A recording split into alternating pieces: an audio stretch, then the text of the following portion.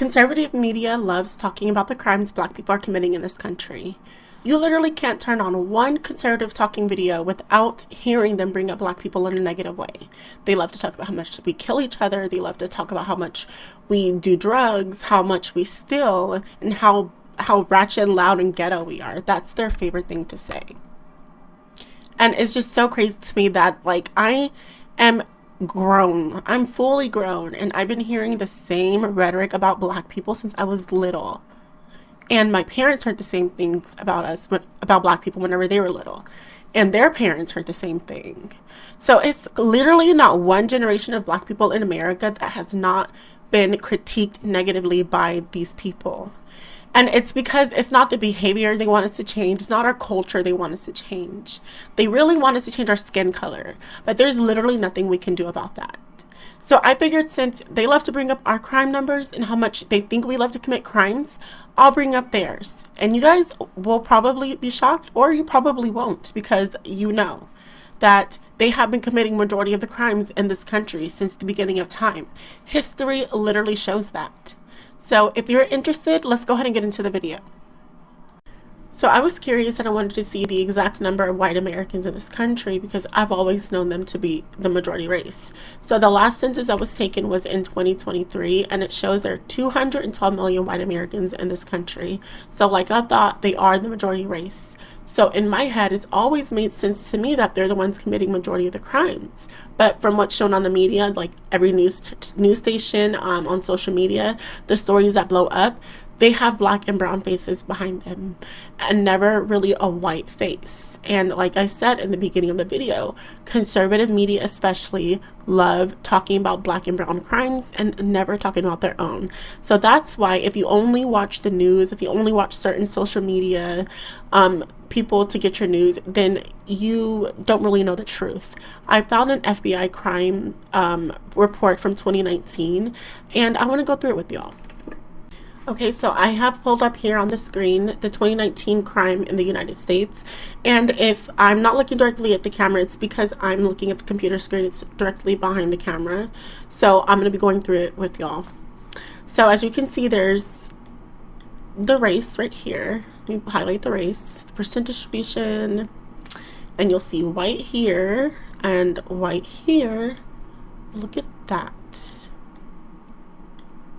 Look at that number, 69.4. And look at this number, 26.6. So it's not always us. It's not always our people. Because that's another thing that bothers me, is the comment threads on social media. Whenever there's a crime story being reported, you'll look in the comments and you'll see a whole bunch of Black people either praying, oh, I hope it's not my people. And then when we do find out that it's one of us, it's always my people, and it's not always your people. That's just what the news media is showing. That's what they are being paid to do, and that's what propaganda is. Because clearly, this 2019 crime report does not reflect what the media shows, because 69%. Okay, now let's go through some of the crimes that they have high numbers in. This one is very, very disturbing to me, and that's rape. Look at the number of white Americans that went to jail for rape in 2019. That's very concerning. And keep going. Aggravated assault. That's a lot of people that went to jail. Burglary, but Black people are being shown as thieves all the time on TV shows, news, movies, even video games and books. Larceny, theft.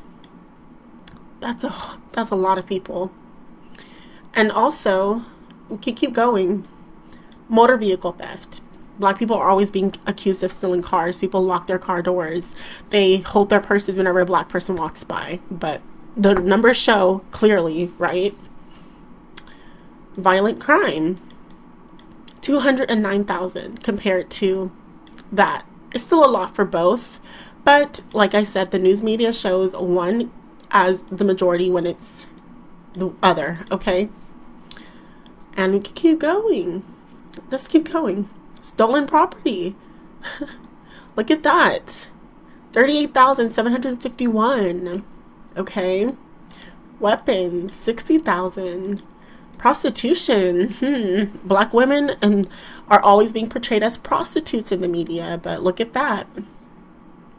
This one is a huge number as well. Sex offenses except rape and prostitution, 21,000, 360,000. That's scary numbers. Drug abuse violations.